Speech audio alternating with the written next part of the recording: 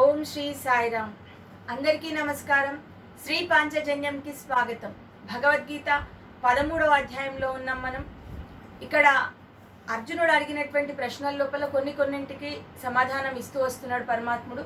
ముందుగా క్షేత్రం అంటే ఏంటో చెప్పిండు, తర్వాత క్షేత్రజ్ఞుడు ఎవరో చెప్పిండు, ఆ తర్వాత జ్ఞానం గురించినటువంటి విషయాలు చెప్పిండు. జ్ఞానము అనగా ఏమి, ఎలాంటి లక్షణాలు కలిగి ఉంటే జ్ఞాని అవుతాడు అనే విషయం చెప్పిండు. ఆ తర్వాత జ్ఞేయము అనేటటువంటి విషయం గురించి చెప్తా ఉన్నాడు. జ్ఞేయం గురించి తెలుసుకోబోతున్నాం మనము. 12వ శ్లోకంలోకి వెళ్తున్నాం.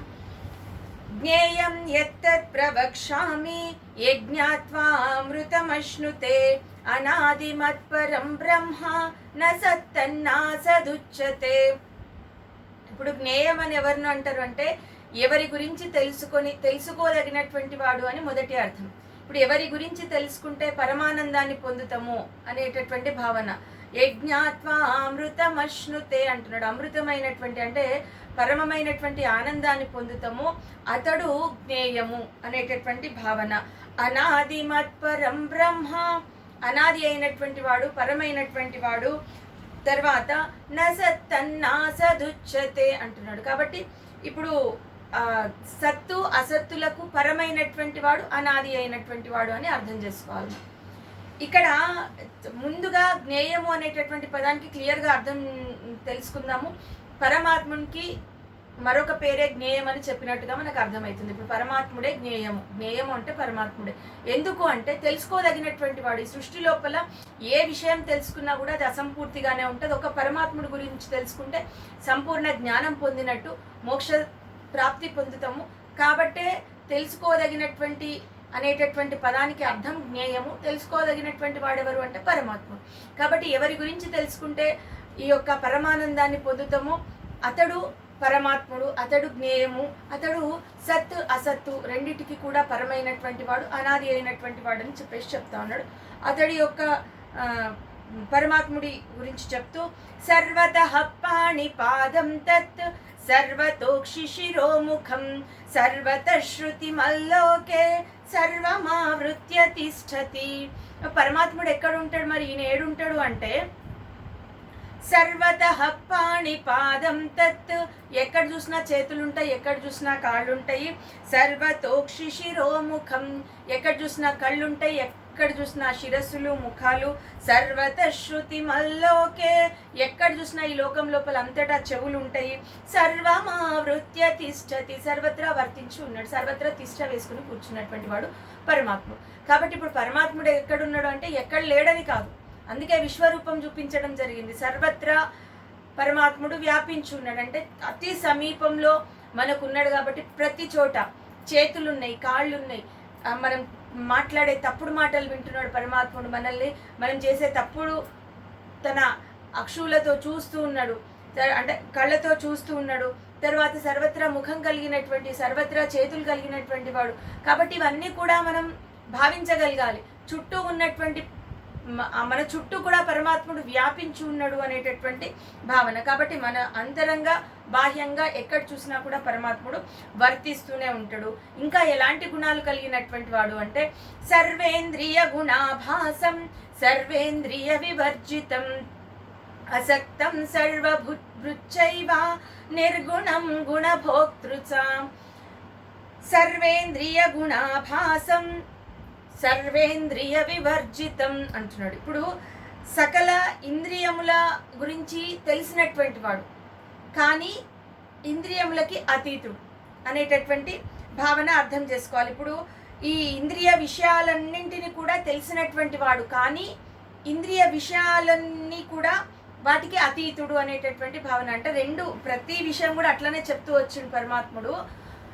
అంటే ఆయనకు తెలియదని కాదు. ఇప్పుడు ఇంద్రియాలకు పరమాత్ముడికి సంబంధం లేదన్న. ఇంద్రియం అంతా దేహము అంటే శరీరము, అది కానటువంటిది పరమాత్ముడు అని అనుకున్నాం. కానీ పరమాత్ముడికి ఇంద్రియ విషయాలు తెలుసు, కానీ వాటి పట్ల ఆసక్తి లేదు అతడికి అని చెప్పేసి చెప్తా ఉన్నాడు. అంటే ఇంద్రియాలకి అతీతుడు కూడా ఆయనే.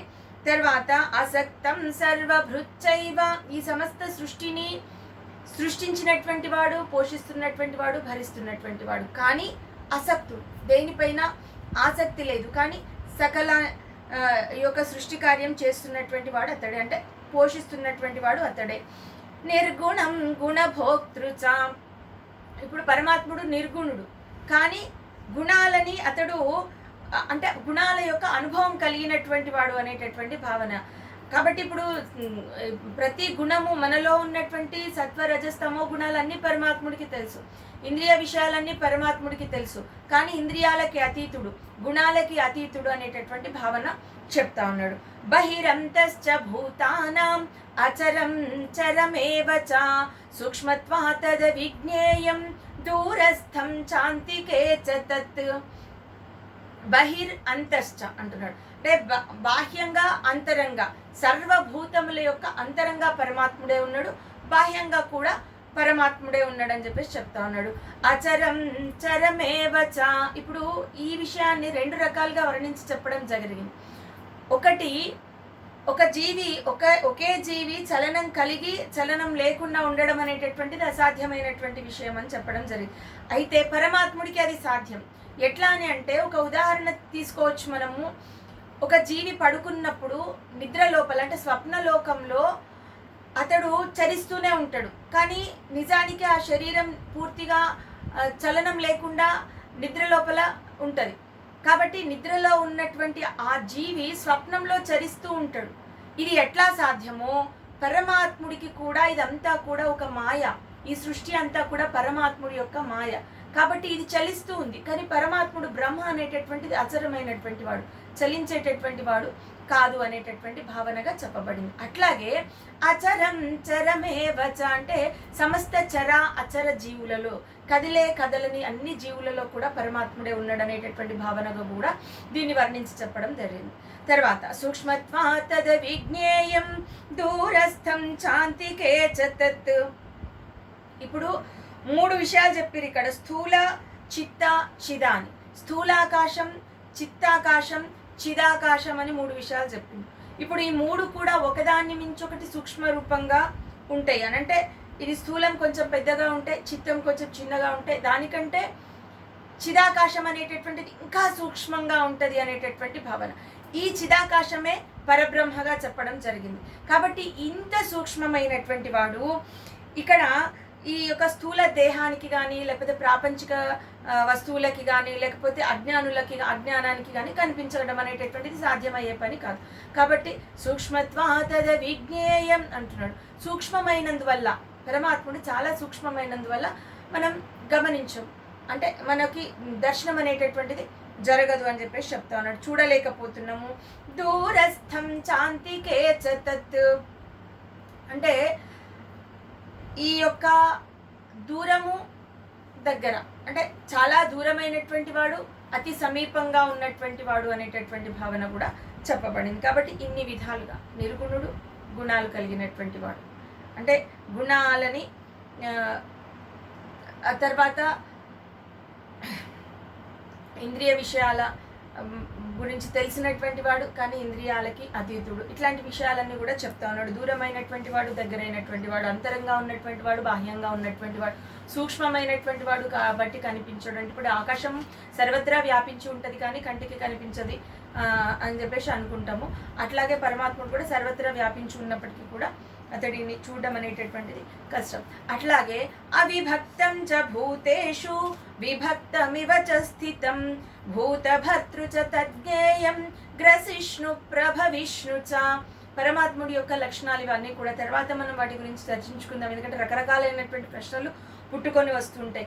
అవిభక్తం చ భూతేషు విభక్తమివ చ స్థితం. పరమాత్ముడు అవిభక్తుడు, విభజించలేనటువంటి వాడు, కానీ విభక్తుడిగా మనకి కనిపిస్తూ ఉంటాడు, దర్శనం ఇస్తూ ఉంటాడు. భూతభర్తృ చ తజ్ఞేయం గ్రసిష్ణు ప్రభవిష్ణు చ అంటున్నాడు. గ్రసిష్ణు అంటే లయం చేసుకునేటటువంటి వాడు, గ్రహించేటటువంటి వాడు. ప్రభవిష్ణు అంటే సృష్టించేటటువంటి వాడు, సృష్టికర్త బ్రహ్మ. గ్రసిష్ణు అంటే శంకరుడు. తర్వాత విష్ణుమూర్తి అయినటువంటి భూత భర్తృచ అన్నప్పుడు భరించేటటువంటి వాడు, పోషించేటటువంటి వాడు అనేటటువంటి భావన. అంటే సృష్టి స్థితి లయకారకులంతా పరమాత్ముడే అని చెప్తా ఉన్నాడు. ఇప్పుడు అవిభక్తం విభక్తం అనేటటువంటి దాన్ని కూడా కొంత క్లియర్గా అర్థం చేసుకుంటే కనుక ఇప్పుడు సూర్యుడు ఎక్కడైతే ఉంటాడో పైన కనిపిస్తూ ఉంటాడు, కానీ ఒక చిన్న కలుషంలో నీళ్ళలో, నది నీళ్ళలో, సముద్రం నీళ్ళలో అంతటా కూడా సూర్యుడు కనిపిస్తూ ఉంటాడు. అంత మాత్రాన సూర్యుడు విభజించబడినట్టు కాదు, అక్కడ సూర్యుడు ఒక్కడే కానీ అనేకమైనటువంటి రూపాల లోపల కనిపిస్తూ ఉన్నాడు మనకి. అట్లాగే పరమాత్ముడు సర్వత్రా వ్యాపించి ఉన్నాడు, సర్వజీవులలో వర్తిస్తున్నాడు. అంత మాత్రాన పరమాత్ముడు విభజించబడినట్టు కాదు అని చెప్పేసి చెప్తున్నాడు. అంటే ఇక్కడ జీవుల లోపల చూస్తే విభజించబడినట్టుగా కనిపిస్తుంది, కానీ పరమాత్ముడు అవిభక్తుడు అని చెప్పేసి చెప్తా ఉన్నారు. తర్వాత జ్యోతిషామపి తజ్జ్యోతి తమసః పరముచ్యతే జ్ఞానం జ్ఞేయం జ్ఞానగమ్యం హృది సర్వస్య విష్ఠితం. ఇక్కడ పరమాత్ముడు జ్యోతిషామపి తజ్జ్యోతి అంటున్నాడు. పరమైనటువంటి జ్యోతి, పరం జ్యోతి లాంటి వాడు, జ్యోతిని ఇచ్చేటటువంటి అంటే వెలుగుని ఇచ్చేటటువంటి, ప్రకాశాన్ని ఇచ్చేటటువంటి చంద్రుడికి సూర్యుడికి సైతం జ్యోతిని ప్రకాశాన్ని ఇవ్వగలిగినటువంటి వాడు అనేటటువంటి భావన. అంటే ఈ సృష్టి లోపల ఏ కాంతి కలిగినటువంటి దానికైనా కూడా పరమాత్మ నుంచే కాంతి వచ్చిందనేటటువంటి భావన అర్థం చేసుకోవాలి. తర్వాత తమసః పరముచ్యతే అంటున్నాడు. తమసః అంటే తమో గుణము అని అర్థము, తమో గుణము అంటే అజ్ఞానము అని అర్థం. కాబట్టి అజ్ఞానానికి పరమైనటువంటి వాడు పరమాత్మ, అజ్ఞానం కానటువంటి వాడు పరమాత్ముడు. జ్ఞానం జ్ఞేయం జ్ఞానగమ్యం అంటున్నాడు. ఇప్పుడు జ్ఞానము ముందు పొందగలుగుతాము, జ్ఞానం పొందితేనే జ్ఞేయం గురించి తెలుస్తుంది, అంటే పరమాత్ముడి గురించి తెలుస్తుంది. ఎప్పుడైతే జ్ఞేయం పొందుతామో జ్ఞానం యొక్క గమ్యంని మనం చేరుకోగలుగుతాం. అంటే ప్రతి జీవి జ్ఞాని అవ్వాలి. ఎప్పుడైతే జ్ఞాని అవుతాడో, జ్ఞానిగా మారుతాడో అప్పుడు మోక్షాన్ని పొందగలుగుతాడు అని చెప్పబడింది. కాబట్టి జ్ఞానం యొక్క గమ్యం ఏదైతే ఉన్నదో అది మోక్ష ప్రాప్తి. కాబట్టి ఆ మోక్ష ప్రాప్తి పొందాలి అంటే జ్ఞానం కలిగి ఉండాలి. జ్ఞానం కలిగి ఉంటే ముందు తర్వాత జ్ఞానం కలిగినటువంటి వాడు జ్ఞేయం గురించి తెలుసుకోగలుగుతాడు, అంటే పరమాత్ముడి తత్వాన్ని అర్థం చేసుకోగలుగుతాడు. ఎప్పుడైతే పరమాత్ముడి తత్వాన్ని అర్థం చేసుకోగలుగుతాడో అతడు పొందినటువంటి జ్ఞానానికి మూలం ఏదైతే ఉందో, లక్ష్యం ఏదైతే ఉందో అది చేరుకోగలుగుతాడు అనేటటువంటి భావన చెప్తా ఉన్నాడు. హృది సర్వస్య విష్ఠితం. ఈ విధంగా పరమాత్ముడు సర్వత్రా వ్యాపించి ఉన్నాడు, సర్వ హృదయాల లోపల కూడా తిష్ట వేసుకుని ఉన్నాడు అని చెప్పేసి చెప్తా ఉన్నాడు. కాబట్టి విశేషంగా స్థితమై ఉన్నాడు అని చెప్తున్నాడు. ఇది క్షేత్రం తథా జ్ఞానం జ్ఞేయం చోక్తం సమాసతః మద్భక్తయే తద్విజ్ఞాయ మద్భావాయోపపద్యతే. ఫైనల్గా ఈ విషయాలకు సంబంధించినటువంటి మళ్ళీ మనకి ఇంకా నెక్స్ట్ ప్రకృతి పురుషుల గురించి పరమాత్ముడు చెప్పిండు. దానికంటే ముందు ఈ యొక్క జ్ఞానం జ్ఞేయం గురించి ముగిస్తూ ఇది క్షేత్రం తథా జ్ఞానం జ్ఞేయం చోక్తం సమాసతః. ఈ విధంగా క్షేత్రం గురించి, జ్ఞానం గురించి, జ్ఞేయం గురించి కొంతవరకు నేను వివరించాను అర్జున అని చెప్పేసి చెప్తా ఉన్నాడు. అయితే ఇక్కడ క్షేత్రము శరీరం అయితే జ్ఞేయం ఏదైతే ఉందో అది క్షేత్రజ్ఞుడు కూడా జ్ఞేయం. పరమాత్ముడు అర్జునుడు అడిగినటువంటి ప్రశ్నలలో క్షేత్రం అంటే ఏంటి, క్షేత్రజ్ఞుడు అంటే ఏంటి అని అడిగాను. తర్వాత జ్ఞానం అంటే ఏంటి, జ్ఞేయం అంటే ఏంటి అని అడిగాను. కాబట్టి ఇప్పుడు క్షేత్రం అంటే శరీరం, తర్వాత క్షేత్రజ్ఞుడు అంటే పరమాత్ముడు, జ్ఞానము అంటే జ్ఞాని యొక్క లక్షణాలు చెప్పిండు పరమాత్ముడు, జ్ఞేయము అంటే కూడా మళ్ళీ పరమాత్ముడి గురించే చెప్పిండు. కాబట్టి క్షేత్రజ్ఞుడు అన్న జ్ఞేయము అన్న ఒకటే అనేటటువంటి భావన. కాబట్టి మూడు విషయాలే ఇక్కడ చెప్తున్నాడు. ఇది క్షేత్రం తథా జ్ఞానం జ్ఞేయం చోక్తం సమాసతః ఏతత్ మద్భక్త ఏతద్విజ్ఞాయ మద్భావాయోపపద్యతే. నా భక్తులు ఈ జ్ఞానంతో ఈ మూడింటి గురించి తెలుసుకున్న తర్వాత, వీటిని అర్థం చేసుకున్న తర్వాత నన్ను పొందగలుగుతారు అని చెప్తున్నాడు. అంటే ఇక్కడ ఇంకొక విషయం స్పష్టంగా అర్థం చేసుకోవాలి మనం. ఈ జ్ఞానం కలిగి ఉండాలంటే ముందు ఏమై ఉండాలి అంటే నా భక్తుడై ఉండాలని చాలా స్పష్టంగా ఈ శ్లోకం ద్వారా మనకి అర్థమవుతుంది. కాబట్టి మద్భక్త ఏతద్విజ్ఞాయ అంటున్నాడు. అంటే నా భక్తులైనటువంటి వాళ్ళు ఈ జ్ఞానం పొందిన తర్వాత అని అర్థం. కాబట్టి జ్ఞానం పొందాలి అంటే ముందు భక్తుడిగా మారాలి అనేటటువంటి భావన పరమాత్ముడు చెప్తా ఉన్నాడు. ఆ విధంగా ఆ జ్ఞానం పొందినటువంటి వాడు నన్ను పొందగలుగుతాడు అని చెప్పేసి చెప్తా ఉన్నాడు. ఇక్కడ కొన్ని విషయాల గురించి కనుక మనం ఆలోచిస్తే ఈ విషయం లోపల పరమాత్ముడి యొక్క మొదట చెప్పినటువంటి కొన్ని గుణాలు ఏవైతే ఉన్నాయో, అహంకారము, డాంబికము, ఈ లక్షణాలన్నీ ఉన్నప్పుడు అవి వదలకపోతే భక్తి అనేటటువంటిది బలపడదు అని చాలా స్పష్టంగా అర్థమవుతుంది మనకి. కాబట్టి భక్తి అనేటటువంటిది సహజంగా కొన్ని కర్మలు నిర్వర్తిస్తుంటాం మనం. అంటే ఆ మార్గంలో వెళ్తున్నప్పుడు కొన్ని క్రతువులు చేయడం కావచ్చు, లేకపోతే దానం చేయడం కావచ్చు, లేకపోతే ఈ యొక్క తీర్థయాత్రలు చేయడం కావచ్చు, ఇవన్నీ కూడా భక్తి మార్గం లోపల భాగాలే. కానీ ఇవన్నీ ఆచరించినంత మాత్రాన భక్తి బలపడింది అనుకోవడానికి లేదు. కొన్ని లక్షణాలు వదిలేస్తేనే ఈ రకమైనటువంటి అహంకారాన్ని, డాంబికాన్ని, అవన్నింటినీ కూడా అమానిత్వం అంటున్నాడు. అంటే తనని తాను పొగుడుకోవడం, తనని తాను గొప్పవాడుగా భావించడం, అన్నీ వదిలేయగలిగితేనే భక్తి అనేటటువంటి, ఆ భక్తికి అర్థం ఉంది అనేటటువంటి భావనగా అర్థం చేసుకోవాలి. కాబట్టి ఇప్పుడు నిగమాది శాస్త్రముల్ నేర్చిన ద్విజుడైన యజ్ఞకర్తగు సోమయాజి అయిన ధరణి లోపల ప్రభాత స్నానపరుడైన నిత్య సత్కర్మాది నిరతుడైన ఉపవాస నియమంబు నొందు సజ్జనుడైన కావి వస్త్రముగట్టు ఘనుడునైనా దండి షోడశ మహాదాన పరుండైన సకల యాత్రలు సల్పు సరసుడైన గర్వమునన్ కష్టపడి నిను గానకున్న మోక్ష సామ్రాజ్యముందడు మోహనాంగా. కాబట్టి ఈ భక్తి లోపల ఇప్పుడు కర్మలు నిర్వర్తిస్తున్నంత మాత్రాన ఆ గర్వంతో పరమాత్ముని దర్శించకుండా, అంటే పరమాత్ముడి నీ మనసులో నిలుపుకోకుండా చేసేటటువంటి కర్మలకి ఫలితం అనేటటువంటిది ఉండదు. కాబట్టి భక్తి అనేటువంటిది నిత్యము పరమాత్ముని కొలుస్తూ అణిగి ఉండి వినయంతో విధేయతతో చేయాల్సినటువంటి కర్మలు ఆచరించాలి అనేటటువంటి భావన. అట్లా ఆచరించినప్పుడే పరమాత్ముడి పైన పూర్తి విశ్వాసం అనేది కలుగుతుంది. అయితే ఈ విశ్వాసంలో కూడా అనేకమైనటువంటి ప్రశ్నలు వస్తుంటాయి సమాజం లోపల. ఇప్పుడు జ్ఞాని మారాలి, జ్ఞానిగా మారాలి, చూపించినటువంటి మార్గాలు మనకి పరమాత్ముడు శాస్త్రంలో ఉన్న కర్మలు నిర్వర్తించు, ధర్మబద్ధమైనటువంటి కర్మలు నిర్వర్తించు, నీవు చేసేటటువంటి కర్మలను నువ్వు ఆచరిస్తూ ఉండు, వాటి ఫలితాన్ని ఆశించకు అని చెప్పింది. ఇవన్నీ చేస్తూ పరమాత్ముని నిత్యం మనసు లోపల నిలుపుకో, అప్పుడు భక్తి బలపడుతుంది అని చెప్పింది. ఎప్పుడైతే భక్తి బలపడుతుందో అప్పుడు జ్ఞానం ఉద్భవిస్తుంది అని చెప్పింది. జ్ఞానం ఉద్భవించడం అంటే మళ్ళీ ఏదో ఒక మెరాకిల్ ఏదో జరిగిపోతుందని కాదు. జ్ఞానం వల్ల ఇలాంటి లక్షణాలు, దుర్గుణాలన్నీ కూడా పూర్తిగా కోల్పోవడం జరుగుతుంది. ఎప్పుడైతే ఈ గుణాలన్నీ కోల్పోతారో అప్పుడు పరమాత్ముని చేరుకోవచ్చు అని చెప్పేసి పరమాత్ముడు చెప్పాడు. కాబట్టి ఈ విషయం లోపల సమాజంలో మనం భక్తితో పరమాత్ముని నిత్యం కొలుస్తూ ఉన్నప్పుడు చుట్టూ ఉన్నటువంటి ప్రపంచంలో ఒక్కొక్కసారి చాలా ప్రశ్నలు పుడుతూ ఉంటాయి.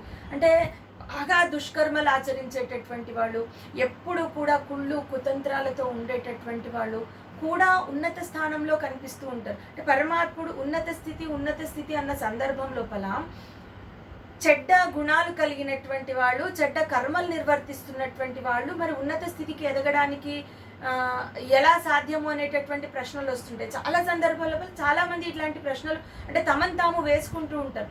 చూసినప్పుడు మనం ఏం పాపం చేస్తలేం కదా, మనకెందుకు ఇట్లాంటి సమస్యలు, లేకపోతే వాళ్ళు అన్ని పాపాలు చేస్తున్నారు కదా, వాళ్ళు ఎందుకు ఉన్నతమైనటువంటి స్థాయికి ఎదుగుతున్నారు, ఇలాంటి అంటే నార్మల్ క్వశ్చన్స్ ప్రతి జీవి లోపల పుడుతూ ఉంటాయి. అయితే దీనికి సంబంధించినటువంటి ఒక చిన్న కథని ఇవాళ మనం చెప్పుకొని ఈ ఎపిసోడ్ని ముగించేద్దాం. ఒక ఎద్దు ఉంటుంది. ఆ ఎద్దు గడ్డి మేస్తూ ఉంటుంది. ఆ ఎద్దు పక్కనే అంటే ఆ ఎద్దు మీద చిన్న క్రిమి కీటకాదులు అంటే చిన్న పురుగులు ఉంటాయి కదా, అవి తింటూ ఆ ఎద్దు మీద ఒక పక్షి కూర్చొని ఉంటుంది. ఎప్పుడైతే ఆ పక్షి ఆ పురుగులని తినుకుంటూ ఏదో ఆలోచిస్తూ ఒక మాట అనేస్తుంది అనమాట. పక్కనే ఉన్నటువంటి ఒక చెట్టును చూసుకుంటూ, ఆ చెట్టును చూస్తూ అయ్యో నాకు శక్తి తగ్గిపోయింది, ఒకప్పుడు నేను ఆ చెట్టు పై కొమ్మక వరకు ఎక్కేదాన్ని, ఇప్పుడేమో ఆ రెండో కొమ్మ మూడో కొమ్మ కూడా అంటే కొంతవరకే ఎక్కగలుగుతున్నా, చెట్టుని పూర్తిగా పై వరకు వెళ్ళలేకపోతున్నా, నాకు శక్తి పూర్తిగా తగ్గిపోయిందని చెప్పేసి బాధపడుతుంటా.